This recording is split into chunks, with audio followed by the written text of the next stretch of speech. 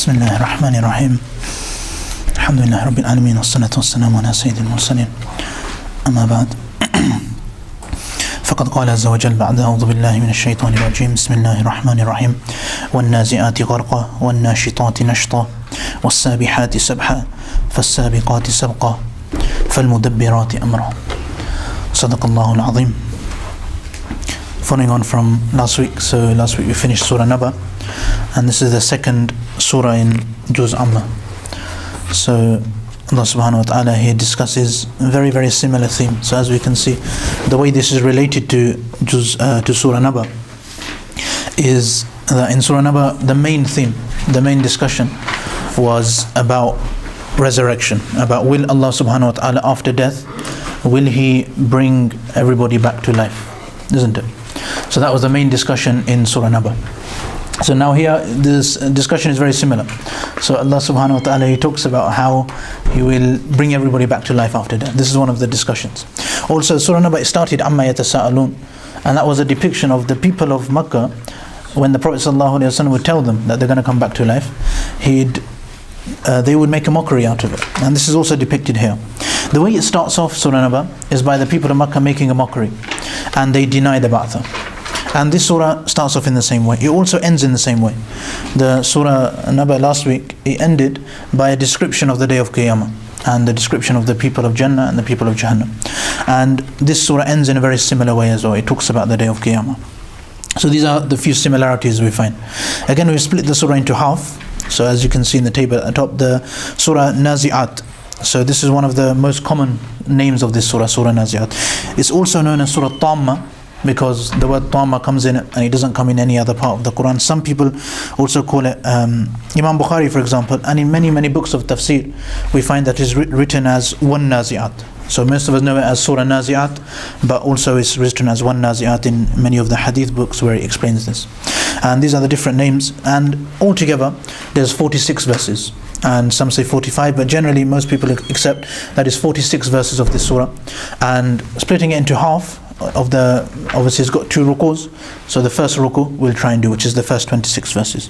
Everybody agrees that this is a Makki surah. So it was revealed in Makkah at the time of the Prophet ﷺ. And also even Surah Naba, that was obviously in Makkah. The main people who were addressed were the people of Makkah. They were denying the ba'ath of the Prophet ﷺ. They were denying the fact that the Prophet ﷺ, was telling the truth. So here's very, very similar. So revealed in Makkah to the people of Makkah who are denying Ba'athah, and the theme is the same thing. The theme is the day of Qiyamah, Akhirah, Jannah, Jahannam.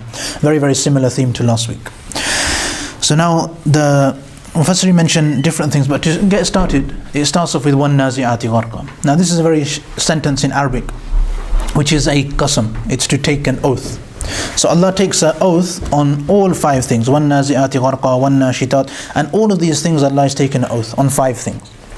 Now when we look at these 5 things, all of these are written down. So now if you look at the first 5 verses, وَالنَّازِعَاتِ غَرْقًا وَالنَّاشِطَاتِ, and they're translated also into English. Now if you look at the English, Allah subhanahu wa ta'ala, He explains all 5 of the verses. The first one, those who extract harshly, those who remove gently. Now it's a very strange kind of thing to take an oath on. So by itself it doesn't make sense. We know that these descriptions are describing something. So now, as people who are trying to understand the Quran, we will have to identify what in Arabic you call it a mawsuf, in English you call it the thing which is described, the described thing. What is being described here? This is the question we have to try and answer. Now generally, for those of us that have ever read this surah before, if you read the translation, we'll be under the impression this generally refers to angels. So Allah subhanahu wa ta'ala takes a qasam, He takes an oath on the angels of death. So they come and take the life, and they quickly take the soul to Allah, and they carry out all of the commands of Allah. And this makes a lot of sense. So if you look at the first description, so you have the angels of death, they come down and they extract harshly. So this is something they do. So for the non-believers, the way that their soul will be extracted is very, very harsh and very, very painful. So this is how Allah subhanahu wa ta'ala refers to the non-believers. Now when we're talking about the believers, as we know, the soul is extracted in a very soft way. It's not very, very harsh. So the second one is those who remove gently, number 2. Also nashitat is generally referred to somebody who removes knots, who unties knots. So very, very gently it's removed. So the first one for the non-believers, isn't it? and the second one for the believers. So these are angels will come, the angels of death will come. So when they come for the non-believers, they will take it in a harsh way, and when it comes to the believers, they'll take it in a very soft and gentle way. The third verse, وَالنَّازِعَاتِ غَرْقًا وَالنَّاشِطَاتِ نَشْطًا وَالسَّابِحَاتِ سَبْحًا. Now the sabha literally means to swim, and Allah subhanahu wa ta'ala here, when He's talking about sabha, if we again say that it's referring to the angels, then we'll appreciate that Allah subhanahu wa ta'ala, He's saying that the angels will take the soul which they've just extracted very, very quickly up to the heavens, to Allah subhanahu wa ta'ala. So this is the explanation of the third verse. And again, if we keep the angels in mind, then فَالسَّابِقَاتِ سَبْقًا, that this will happen very, very quickly. The angels will rush to take the soul to Allah subhanahu wa ta'ala. And then, as we know, if it's a good soul, the doors of the heaven will open. And if it's a bad soul, the doors of the heavens will close, and nobody will want to accept that soul. So this is the job of the angels, and this is the oath which Allah subhanahu wa ta'ala is taking. And the last verse, فَالْمُدَبِّرَاتِ أَمْرًا. Now these angels, they are doing tadbir, they are carrying out the amr, the command of Allah subhanahu wa ta'ala. What Allah subhanahu wa ta'ala wanted to happen, these angels have taken it out. So now there were good people in the world, now they had to have their soul extracted, so the good angels went and done it nicely. There were evil people, their soul was extracted with a lot of harshness, and then these souls were then taken up. This is one explanation. Now there is another explanation, which is, there's many explanations of what is the mawsuf, what is Allah describing here. These 5 descriptions, they could be of anything. But the thing which is being described, number one, we've said angels, which is very, very common and relatively easy to understand. There's a very, very long list of things. Usually you can find 10, 15, 20 things if you want. There's one other category though. So you have 5, 6 other things. It all comes under one category, which is war, basically. So the things which are being taken an oath on are descriptions of an army, essentially. So وَالنَّازِعَاتِ غَرْقًا, and then وَالنَّاشِطَاتِ نَشْطًا. So the first one would be a description of an army, which, now very often these refer to archers. So if you look at a bow and an arrow, so when you insert the bow into the big thingy, whatever it's called, so you put the bow inside, and then when you pull it back, then this is what is described in Arabic. So وَالنَّازِعَاتِ غَرْقًا. When you do that, when it's at the point just before release, this will be described as وَالنَّازِعَاتِ غَرْقًا. Those archers who are standing there with their bow at the point of release, that description is وَالنَّازِعَاتِ غَرْقًا. Then وَالنَّاشِطَاتِ, the first one is slightly difficult to understand for the context, because the Arabic doesn't match with the English. These are phrases which don't really translate very well. The next 3 are very easy. So وَالنَّاشِطَات, to have perfection in this. Then وَالسَّابِحَات and فَالسَّابِقَات. If we're talking about an army, then somebody who goes very fast, horses or camels. So most of the Mufassiri, when they talk about فَالسَّابِقَاتِ سَبْقًا, they talk about camels. And then فَالْمُدَبِّرَاتِ أَمْرًا, if you're looking at an army, the one person who will make sure everything goes to plan will be the general of the army.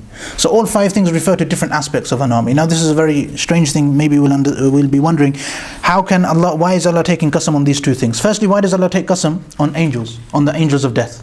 Because as we mentioned, the whole surah is about death. It's all about the fact that after death, resurrection will happen.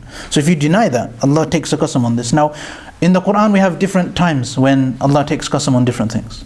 So here Allah takes qasam on these 5 things to prove the point which is coming after these 5 things. And the point which is proven is very relevant to the 5 things. So if the 5 things is about the angels of death and death happening and your soul going to Allah, you're going to have to meet Allah, and the angels will make sure that happens, that's a definite thing. Then preparation for that, for the fact that you are going to be resurrected and have to deal with the consequences of all of your actions, this is a reminder for that. Now if we take the other understanding, that this is talking about an army, then we understand that this is something which is very strange for the Muslims, because we're talking about Makkah. So many Mufassirin didn't like this idea. However, some Mufassirin did like the idea. They said that this is a proof of the Quran being real. He's predicting this, and they say that these verses, despite being revealed in Makkah, in very early Islam, when Muslims didn't have an army, they couldn't even think in their wildest dreams that they'd be in a position to have hundreds of people on their army and come with 10,000 people and conquer Makkah. Or to have even 300 people in an army and defeat the people of the Quraysh when they come as 1,000 fully armed in the Battle of Badr. They could never imagine having a fully fledged war. It was beyond their dream. So now this is a prophecy which is made. So that in the future you will have power, you will have the ability to come and conquer the whole of Makkah. So this is something which they never thought of before. So this is another prophecy and a miracle of the Quran. So these are the 2 ways to understand this first thing. Also, the way Allah subhanahu wa ta'ala mentions these, as we notice throughout the 5 verses, the first many of them, they are just an emphasis of themselves. So now in Arabic, if we pay attention, we'll notice that the first verse has two words, and both the words are different to each other. وَالنَّازِعَاتِ غَرْقًا. Obviously they don't match. However, the next three verses, all the verses have two words each, and both the words are the same as each other. They both have the same root. So the point which is made is just emphasized. So this is something which helps us understand the beauty of this, and how this is a description of the angel. So this is the first 5 verses which I explained. And as we know, this is the basis of the surah. That death is going to happen. After the death, the soul is going to be extracted and taken to Allah subhanahu wa ta'ala. And all of this are things which have to be. And most pertinently, the reason this is given is because it removes the ghafla. They were all in ghafla. They were all denying this fact. So this ghafla is removed from the people of Makkah.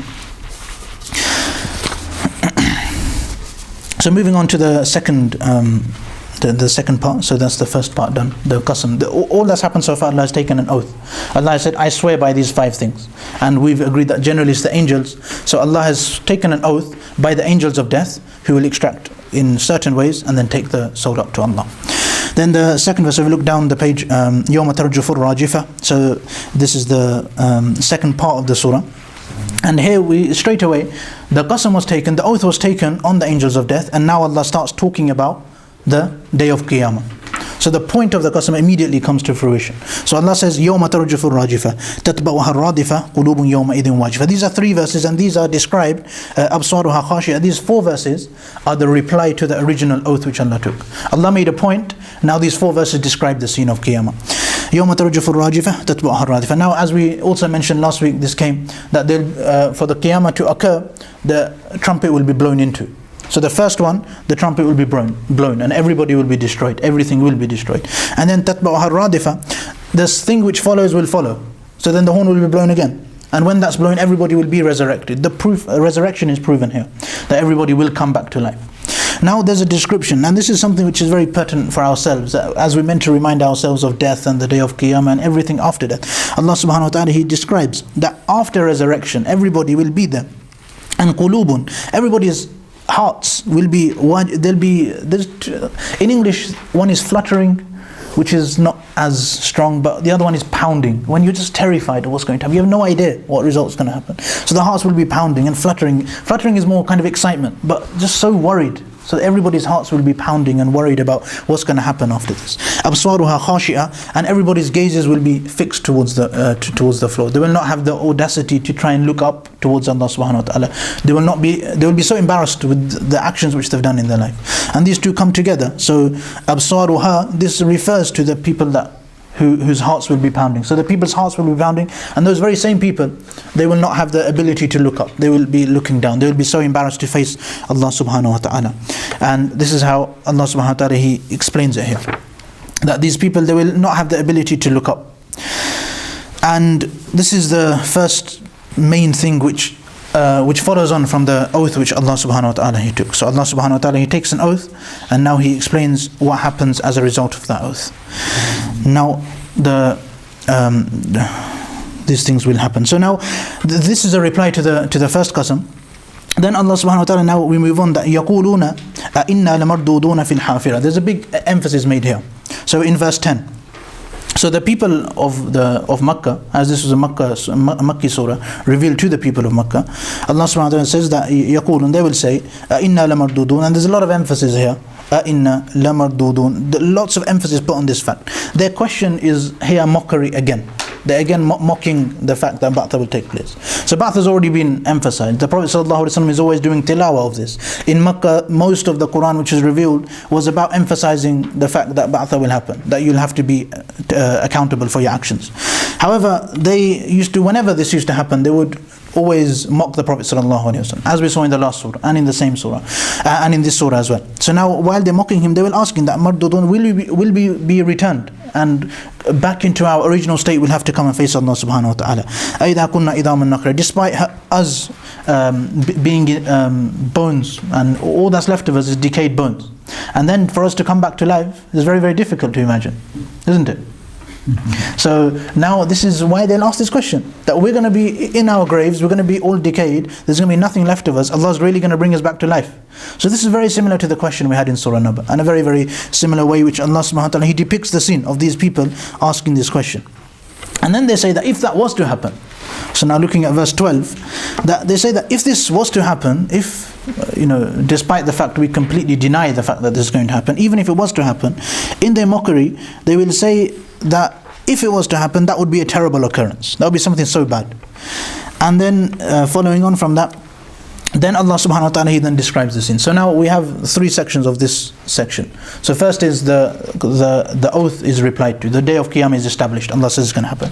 Then Allah quotes the mushrikeen, they say it's not going to happen. Then Allah again re-establishes the fact that it will happen. فَإِنَّمَا هِيَ زَجْرَةٌ وَاحِدَةٌ. This would just be one zajra. Zajra is used generally to rebuke someone, something which happens very suddenly. So فَإِذَا, suddenly it will just be just this one shake will happen. And then Allah subhanahu wa ta'ala, فَإِذَا هُمْ بِالسَّاهِرَةِ, and then suddenly they will all be awake, they'll all be alive. Sahir obviously refers to the night. So this depicts that the day of Qiyamah will actually be not a very bright thing, there won't be much light there, which is why in the Quran, when Allah subhanahu wa ta'ala, He explains the day of Qiyamah, we notice that He usually talks about the mu'mineen will have nur. The mu'mineen, they will have light on the day of Qiyamah, and the people who don't have iman, they will be deprived of this light. This is how Allah subhanahu wa ta'ala explains. So this is very, very, again, like I said last week, it's very, very simple overview of what Allah subhanahu wa ta'ala is trying to get the point across, and again very relevant to all of us. Then moving on to the last section, so we've got three sections for today. Number one is the oath, the first section, and there's a lot of depth to that which I was thinking to talk about, but I decided not to go into it because it's very, the overall message Allah has given is very simple. The second part is the day of judgment, and then Allah depicts the scene of the people who ask. And the last part is now this, that Allah now quotes a story of the past and how Fir'aun, like I said last week, when Allah subhanahu wa ta'ala, He was talking about Qiyamah, and then suddenly He started speaking about His greatness at the beginning of Surah Naba, the change of topic. If we're reading it generally, if we just understood Arabic or we're reading the translation, we can never really appreciate how the change of topic happens. In Surah Naba, Allah was proving His ability to do everything, because what had just happened is people had denied Allah's ability to resurrect everyone. So Allah talks about His greatness. Now here, the Prophet ﷺ comes, he does tilawah of the Quran, he tells them what's going to happen, he tells them this is going to happen. Now all of this Allah takes oaths and proves His point. And despite that, all these people, they are denying the fact that this will happen. So now Allah subhanahu wa ta'ala, He quotes another scenario very similar to the scenario they are in. And these people, now we have to imagine this, that there's people who are in power in Makkah. The people of Makkah, they're in power, they're running Makkah, they have lots of trade, they're very, very open. We've done this in Surah Fil, how much power the people of Makkah have. Despite having power, now the Prophet ﷺ, he comes and he still talks truth to them, which is very, very hard. So now the Prophet ﷺ is just one individual man. He doesn't have, if you ask him that, now these people, they're doing what they want, they're worshipping idols, they're placing idols in the Kaaba, they're doing whatever they want with their girls and with their daughters and all these kind of things.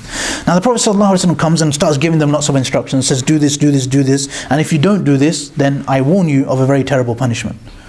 Do you understand? So imagine if somebody was to do that in nowadays, that you have somebody who has all the power, all the armies, and then one individual comes and tells them something, there's no reason for them to listen. They didn't appreciate that the Prophet ﷺ was the messenger of Allah. So now the comparison which is made of the people who deny the Prophet, they are compared to Fir'aun. Because Musa a.s. came to Fir'aun. Musa a.s. again did not have power. Fir'aun had armies. The people of Makkah think they've got the power, and that the Prophet ﷺ has no power to carry through on any of his promises. Remember, the Prophet ﷺ says that if you carry on worshipping idols, you'll have problems, you'll have trouble. And he's promising all of these things. And they're saying, how can you promise any of these things? It's not going to happen. Then, now the comparison which is made is that the people of Makkah are just like any other group of people who a messenger comes to. In fact, if you compare them to Fir'aun, they have very, very little power. If we notice, they didn't have the ability to kill the Prophet ﷺ. They used to come and have meetings, and remember before he migrated, they all came and they had to have 40 of them stand around, and they had to share the blame. They didn't have that much power. Fir'aun, he killed half the population of everyone born without anybody questioning him. So he had a lot more power. But despite Fir'aun having so much power and having more than the Quraysh, when the messenger came and he denied the messenger, this is what happened to him. This is why the story is brought here. It's not a random story time that Allah subhanahu wa ta'ala, there's always many reasons, and we can have more reasons as well, but this is a basic overview of why this story is brought. So then Allah subhanahu wa ta'ala, He asks the question, هَلْ أَتَاكَ حَدِيثُ Musa, that you people, you're denying the Qiyamah, do you not know about the story of Musa alayhi salam? What happened with Musa? هَلْ أَتَاكَ حَدِيثُ مُوسَى إِذْ نَادَاهُ رَبُّهُ بِالْوَادِ الْمُقَدَّسِ طُوًى, when his Rabb, he called him to, now as we know, this is an entire story. It's a very long story. This is when he saw the fire, and he went there, and then he spoke to Allah and they had a conversation. And this is such a story in itself. Why did this happen? Why was he even in that valley? Why did Allah speak to him? What happened in that conversation? But here it's kept very brief. Then Allah gives the command. Now this is a separate, we all know that Musa alayhi salam, he also had his brother with him, Harun alayhi salam. But that's not mentioned here. None of the details are mentioned. It's kept very brief. Allah said to Musa, idhab ila Fir'aun, go to Fir'aun, he's oppressing. Now his tughyan is in many different ways. He's done so many different evil things, but it's kept very brief here. فَقُلْ هَلْ لَكَ إِلَىٰ أَن تَزَكَّىٰ, and ask him the basic question, I'm going to tell you some things so you can purify yourself, you can change your life, you can become a better person. This is how it's advertised to him to embrace Islam. وَأَهْدِكَ إِلَىٰ رَبِّكَ فَتَخْشَىٰ, and I will guide you to Allah, you can then fear Allah subhanahu wa ta'ala. فَأَرَاهُ الْآيَةَ الْكُبْرَى, again, which ayah is this? The Mufassirin, they write about 3-4 pages on this usually. Ibn Ashur mentions 4 different views, and the depth he goes into is, because we can go to different parts of the Quran to understand all of the big signs which were shown to Bani Israel. As we know, the famous one is the staff, and then the fact when the magicians came against him, he put the staff on the floor and he ate up all of the staffs of the magicians. And that's one example. The hand when it was coming out, and bright hand, and then the 9 big signs which came, and so many different signs that came for the people of Fir'aun. فَأَرَاهُ الْآيَةَ الْكُبْرَى, Musa alayhi salam showed him a big sign. Allah does not elaborate on what he means by this big sign. فَكَذَّبَ وَعَصَى. Now up to here, it's the da'wah of Musa alayhi salam. Now we have the response of Fir'aun. How does Fir'aun respond? فَكَذَّبَ وَعَصَى, he said, you're lying. Now this is exactly what the people of Makkah were doing. Prophet ﷺ comes to them with all this ba'tha, and they start mocking. They say, they do tasa'ul, amma yatasa'alun anin naba, and they mock the Prophet ﷺ. Now this is exactly what Fir'aun does. He tells him he's lying. فَكَذَّبَ وَعَصَى, and on top of that he completely ignores the advice. He's saying stop torturing the Bani Israel. How the Prophet ﷺ is saying stop worshipping other gods other than Allah, and they ignore his advice. فَكَذَّبَ وَعَصَى ثُمَّ أَدْبَرَ يَسْعَى, and then he turns around and then he makes even more effort to be even more mischievous, to cause even more corruption in the land. فَحَشَرَ فَنَادَى, and then he calls everyone together, فَحَشَر, and then فَنَادَى, and then he makes an announcement that أَنَا رَبُّكُمُ الْأَعْلَى, that I am the biggest Lord. And this is basically, he takes things to another level. He mocks the deen, he mocks the message of the messenger of Allah subhanahu wa ta'ala. And obviously this is something which essentially he had the power to do, because he could do it, he done it. The people of Makkah had the power to mock the Prophet ﷺ. They could make circles and have poetry against him. They could say he's a liar, call him a magician, and do what they wanted. This is the power they had. And they would exercise their power to its maximum. So this is the point Allah subhanahu wa ta'ala is saying, that the Fir'aun, when he had the power, he done as much as he could to lie about the Prophet ﷺ. And you're doing the same thing. So now if you do the same thing, this is what will happen. Now it boils down, فَأَخَذَهُ اللَّهُ نَكَالَ الْآخِرَةِ وَالْأُولَى. So as a result of all of these actions, Allah took him to task. And then because of this, he had a punishment even within the world, which is well recorded for everybody to appreciate. That when he tried to chase Musa alayhi salam, and this is one of the punishments. Again, the punishment is not elaborated here. إِنَّ فِي ذَلِكَ لَإِبْرَةً لِمَنْ يَخْشَى. And this is the main message, that even for us, now when the message of Allah subhanahu wa ta'ala comes, and then it's up to us now whether we take that on board or whether we ignore it and make it a mockery. And nowadays we see many people, they make a mockery of Islam and they do not appreciate the true value of Islam and the benefits which Islam gives us. So this is how one of the key things we notice is Allah subhanahu wa ta'ala, he keeps the explanation here very short, very brief, because the point he's trying to make is that this is relevant to you. The way that Fir'aun acted is exactly the same as many of you act. And now we can look at our lives and see, even last week we done the Fir'aun, the mini Fir'aun version. But even which is why even when we done in Surah Nas, that when we seek refuge from Allah, because although we may not have the great takabbur that Fir'aun had, we may not call ourselves the great Lord, but we become mini Fir'auns. The way we become the mini Fir'aun is that we decide that Allah's commands are not as important as what our desires want us to do. So this is very similar so we may not get the full way. And even the very first problem which happened when Shaitan had arrogance, and Fir'aun, he had arrogance as well. So we have arrogance as well to some extent in our lives. But how we control that and what the arrogance can lead to is something which is explained here. When we compare ourselves to people like this, then we realize how much control we need to exercise in our lives. So these are the main points which Allah subhanahu wa ta'ala He mentions here. And generally that from the lives of the people of the past, and making sure that we take control of our arrogance, and we make sure that we realize that Allah subhanahu wa ta'ala's commands have a lot of value, regardless of whether or not we understand them. And this is something which Allah subhanahu wa ta'ala He mentions, and all of these messages is very similar to the last surah. And now the key thing, the whole Qur'an, it focuses on the hereafter. It's something which is very difficult for us to repeatedly focus on, because the whole world in our normal day-to-day lives will never focus on the hereafter. It's something which doesn't exist for the majority of the environment we live in. It doesn't exist. So that's why repeatedly on a weekly basis to try and take out some time just to remind ourselves of what the Qur'an tells us is important. This is something which really benefits us. So I make that Allah subhanahu wa ta'ala gives me and all of us the ability to understand and appreciate what's been said. Wa akhiru da'wana alhamdulillah.